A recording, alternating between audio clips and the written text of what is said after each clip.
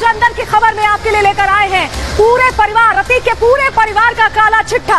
वो तस्वीर आपके सामने रखेंगे, वो सबसे बड़ी राजदार, जी हाँ, महिला राजदार जो अतीक के सारे खेल को संभाल रही है, अतीक का पूरा साम्राज्य संभाल रही है। उससे जुड़ी एक और पहेली है, वो भी आपके सामने रखेंगे। वहीं आज आपके लिए तमाम जो अहम जानकारियां लेकर आए आपको बताएंगे, लेकिन परिवार का कच्चा चिट्ठा होगा, कैसे ननद, भाभी और जीजा साले ने पूरा खेल रचा, वो हम आपको बताएंगे।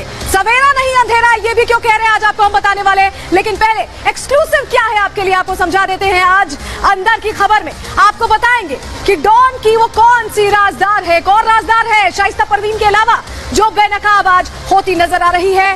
वांटेड परिवार के पाप कैसे बेपर्दा हो गए, पूरा परिवार, उसका पूरा काला चिट्ठा, पूरी कहानी आपको बताएंगे, पूरा कांड आपको बताएंगे। वहीं अतीक के खिलाफ अब तक की सबसे बड़ी गवाही आ गई, वो गवाही भी आपको सुनवाएंगे। इसके अलावा काल कोठरी में सवेरे का जो सपना देख रहा थी, वो सपना कैसे टूटने वाला है, वो जैसे मिथ्या है वो कैसे टूटेगी, वो दंभ कैसे टूटेगा, ये भी हम आज आपको बताने वाले हैं। लेकिन 24 फरवरी वो दिन जिस दिन उमेश पाल की हत्या को अंजाम दिया गया, वो वक्त जहां पूरी प्लानिंग की गई, वो जो तस्वीर थी, वो जो सामने आई सीसीटीवी फुटेज, वो तमाम चीजें आज आपके सामने हम रखने के अलावा जरा आपको बताते हैं कि ये सिर्फ जीजा साले का खेल नहीं था, यानी कि सिर्फ अतीक और अखलाक का खेल नहीं था, ननद भाभी की जोड़ी इसमें पूरी तरह से इन्वॉल्व थी। दोनों ने मिलकर शाइस्ता परवीन, और हम बात कर रहे हैं आयशा नूरी की, वही आयशा नूरी डॉक्टर अखलाक की पत्नी, जिसके घर पर वो तमाम शूटर्स पहुंचते, कैसे वो शामिल रही इस पूरे प्रकरण में, इस रिपोर्ट से समझिए।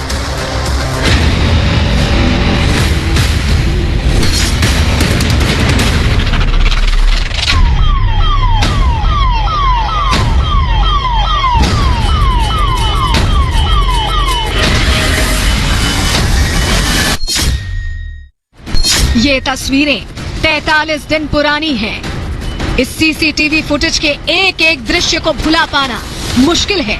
इन तस्वीरों में उमेश के अंत की कहानी कैद है। कैसे उसे दिन दहाड़े अतीक के गुर्गों ने भून डाला, उसकी सांसें उससे छीन ली गई। 1.5 महीना बीत गया है, लेकिन उमेश पाल हत्याकांड में हर रोज नए खुलासे हो रहे हैं और बेपर्दा हो रहा है वो एक एक चेहरा जिसने बेरहमी से राजूपाल हत्याकांड के मुख्य गवाह उमेश पाल को हमेशा के लिए सुलाने में कोई न कोई भूमिका निभाई है।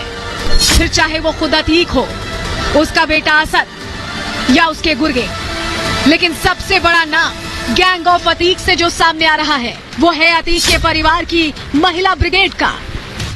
पहली है अतीक की पत्नी शाइस्ता परवीन, दूसरी है अतीक की बहन आयशा नूरी। कहा जाता है कि शाइस्ता परवीन ही अतीक के जेल जाने के बाद से उसके काले कारनामों का कच्चा चिट्ठा संभाल रही है। पूरी कमान उसी के हाथ में है, लेकिन अतीक की बहन के पापों की फहरिस्त भी लंबी है। साथ साथ गुड्डू मुस्लिम जो कि बमबाज था, उसको भगाने में आयशा नूरी का नाम निकल के सामने आया है। फिलहाल अब पुलिस आयशा नूरी की तलाश में जुट गई है। ननद भाभी की जुगलबंदी, इस ननद भाभी की जोड़ी ने मिलकर ही उमेश पाल को मौत के घाट उतारने में बड़ी भूमिका निभाई है। ये मान लीजिए कि शाइस्ता और आयशा ने ऐसे काम का बंटवारा किया था कि कानो कान किसी को खबर भी ना लगे और उमेश को मारने के प्लान में कहीं कोई छोटी सी भी चूक न रह जाए। इसलिए शाइस्ता परवीन ने जहां उमेश पाल के आरोपी शूटर्स को हथियार मुहैया कराने से लेकर पैसों का लेखा जोखा संभाला, तो अंदर की खबर ये है कि उसकी ननद आयशा नूरी ही वो शख्स है जिस पर शूटर्स को फरार कराने की जिम्मेदारी संभालने का आरोप लगा है। शाइस्ता ने वारदात के बाद शूटर्स को 50-50 हजार रुपए बांटे, जबकि आयशा परवीन ने पति अखलाक के साथ मिलकर अपने मेरठ वाले घर में बमबाज गुड्डू मुस्लिम को शरण दी। उमेश के मर्डर के दाग जब अतीक पर लगे तो शाइस्ता खुलकर सबके सामने आई और कड़ा विरोध किया, जबकि अतीक की बहन और शाइस्ता की ननद आयशा नूरी कुछ रोज पहले अतीक के साथ साए की तरह रही। जब अतीक को उमेश पाल अपहरण मामले में साबरमती जेल से प्रयागराज की नैनी जेल ले जाया जा रहा था, तो डॉन की बहन आयशा नूरी भी उसके काफिले के साथ साथ चल रही थी। मीडिया से बात करते हुए भी आयशा ने अपने भाई का बचाव किया, लेकिन भाई का बचाव करते करते आयशा खुद को नहीं बचा सकी। वहीं शाइस्ता परवीन के ऊपर एक और बड़ी जिम्मेदारी थी, वो थी उमेश कांड के बदले शूटर्स को पैसे के साथ कार देने की। अतीक अहमद ने अपने गुर्गों से उमेश की जान लेने पर उन्हें गाड़ी देने का वादा किया था। उमेश पाल हत्याकांड से पहले अतीक अहमद ने सभी शूटरों को यह आश्वासन दिया कि इस पूरी वारदात को खत्म करने के बाद उन्हें किसी भी तरह से पैसों की दिक्कत नहीं होगी, और तो और सभी शूटर्स को इस पूरी वारदात के खत्म होने के बाद और इस वारदात को अंजाम देने के बाद उनकी पसंदीदा कार जो है वो इन्हें दी जाएगी। आयशा नूरी फरार है। उसकी गिरफ्तारी के लिए पुलिस की कई टीमें जुट गई हैं। आयशा के खिलाफ पुलिस को अहम सुराग हाथ लगे हैं। सूत्रों के मुताबिक डॉन की सबसे बड़ी राजदार ने शूटर्स की मदद की थी। आयशा नूरी को उमेश पाल हत्याकांड की पूरी जानकारी थी। उसे उमेश पाल की हत्या का दिन और जगह भी मालूम थी। आयशा पर शूटर्स को भगाने, पनाह देने और फंडिंग के भी आरोप हैं। आयशा नूरी को अब उमेश पाल हत्याकांड मामले में आरोपी बना दिया गया है। केवल आयशा को ही नहीं, उमेश पाल मर्डर केस में अपनी बुआ के साथ अतीक का बेटा अली अहमद घिर गया है। नैनी सेंट्रल जेल में बंद अली अहमद को भी इस मामले में आरोपी बनाया गया है। हालांकि आयशा नूरी के लिए कहा जाता है कि उसे साजिश रचने में महारत हासिल है। उमेश पाल की हत्या के लिए जो रेकी की गई थी, उसमें भी अंतिम मुहर आयशा ने ही लगाई थी। जांच में एक बात और सामने आई है कि अतीक के कई बड़े शूटर्स आयशा से मेरठ मिलने जाते थे, जिससे साफ है कि अतीक अहमद और उसके गुर्गों को सर छिपाने की जगह देने के लिए आयशा का घर बहुत अहम ठिकाना रहा है। अंदर की खबर है कि डॉन की बहन को ऐशो आराम की जिंदगी जीना पसंद है। उसका ससुराल आगरा में है, जहां वो एक आलीशान मकान में रहती है, बेहतरीन जिंदगी जीती है। कहा जा रहा है कि इसके पीछे अतीक अहमद की दौलत लगी है और आयशा अपने भाई अतीक के रुतबे का पूरा फायदा उठाती थी। आयशा कितनी पाक साफ है, इसका अंदाजा भी इसी बात से लगाया जा सकता है कि हाल ही में आयशा के पति डॉक्टर अखलाक को शूटर्स को संरक्षण देने के आरोप में गिरफ्तार किया गया है। मेरठ में जिस तरीके से बमबाज गुड्डू आयशा के घर रुका, आयशा के पति डॉक्टर अखलाक से गले मिला और उसके बाद जब वो मेरठ से गया तो आयशा ने उसके लिए दूसरे ठिकाने का इंतजाम किया। ये सबूत आयशा के खिलाफ पुलिस के हाथ लग गए और अब पुलिस को आयशा नूरी की तलाश है, क्योंकि उम्मीद है कि माफिया की बहन आयशा नूरी के गिरफ्त में आने के बाद कई बड़े राजों से पर्दा उठ सकता है। Bureau report, Republic Bharat. तो पूरा परिवार वांटेड है। जरा आपको समझा देते हैं कैसे ये पूरा परिवार वांटेड। ये देखिए, पूरा फैमिली ट्री आपको दिखा रहे हैं।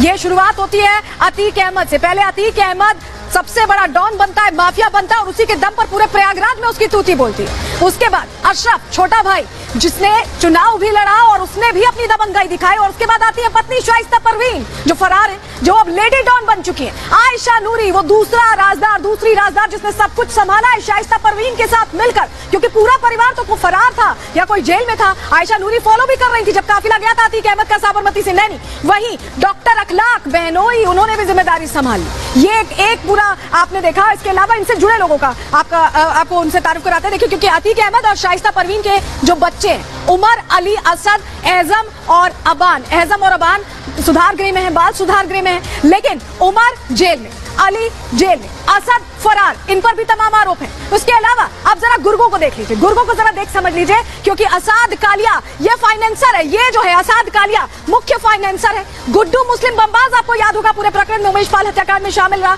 उसके अलावा उस्मान भी सबसे खास गुर्गा माना जाता है अतीक अहमद का। साबरमती में जब बंद था अतीक, तो कहा जा रहा कि गुजरात में रहकर वो मदद पहुंचाता था, कॉन्टैक्ट करता था।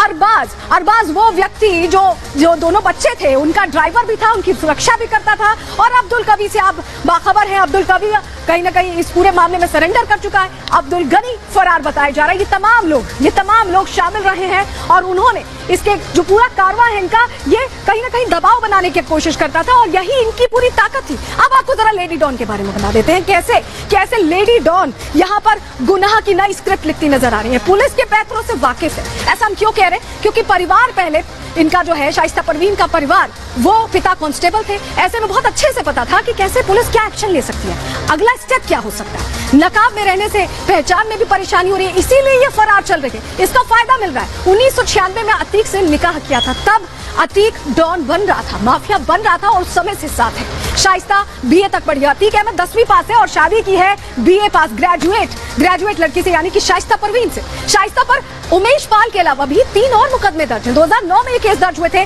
बता देते हैं आपको कि कौन कौन से ये मामले हैं। धोखाधड़ी का मामला है, जालसाजी का मामला है, यहाँ तक कि आर्म्स एक्ट में भी केस दर्ज हुआ है और तीनों केसेस में चार्जशीट दाखिल हो चुकी है। यानी जैसे ही पकड़ में आएगी कहीं ना कहीं मुश्किल खड़ी होगी और शाइस्ता परवीन वांटेड भी है, 50,000 का इनाम है। अब आपको अंदर की खबर में अतीक का डर दिखाते हैं। वो दौर बताते हैं जब अतीक की दहशत कितनी थी कि लोगों पर कहीं ना कहीं दबाव बनाता था। साबिर अली की सबसे एक्सक्लूसिव गवाही अंदर की खबर में आपको दिखाने जा रहे हैं। डबल मर्डर का ये पूरा केस, 2005 का ये पूरा केस, जिसमें साबिर अली पर दबाव बनाया जा रहा था कि पैरोकार मत बनो। क्या है पूरा मामला, इस रिपोर्ट से समझिए।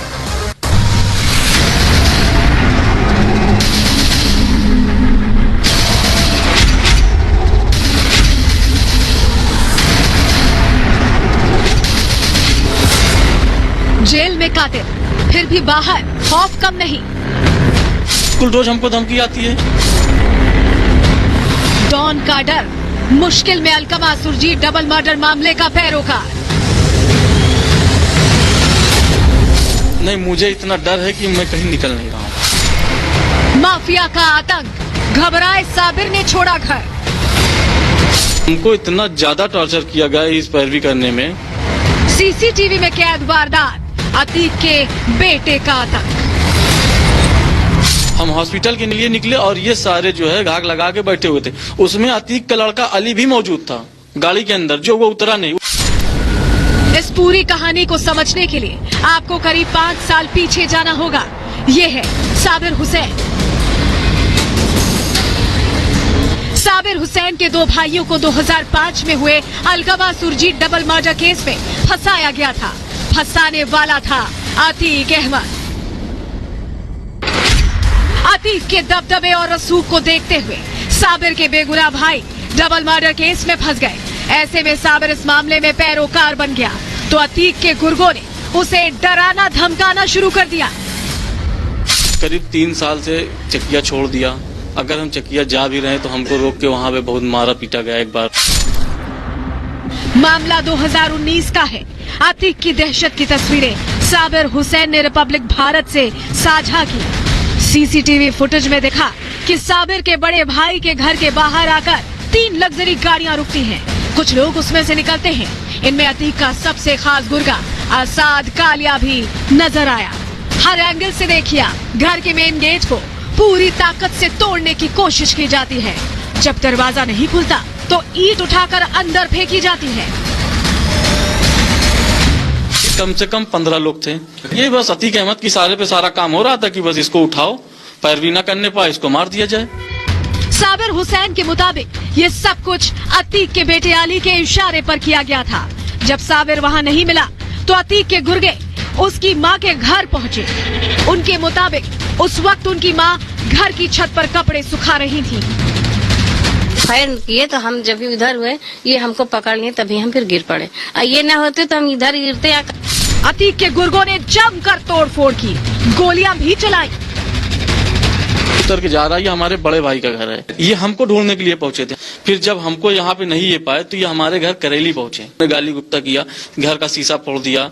मेरे बारजे में आज तक गोली के निशान है। हम जो साबिर हैं उनकी माता जी के यहाँ पहुंचे हुए हैं और ये आप घर देख करके अंदाजा लगा सकते हैं कि जहां पर उन माफियाओं ने, अतीक के गुर्गों ने जो फायरिंग की थी उसके सबूत भी अभी तक जिंदा है। आप इस घटना के बाद साबिर हुसैन के घर के सदस्य इस कदर दहशत से भर गए कि साबिर को सच के पथ पर चलने से रोका।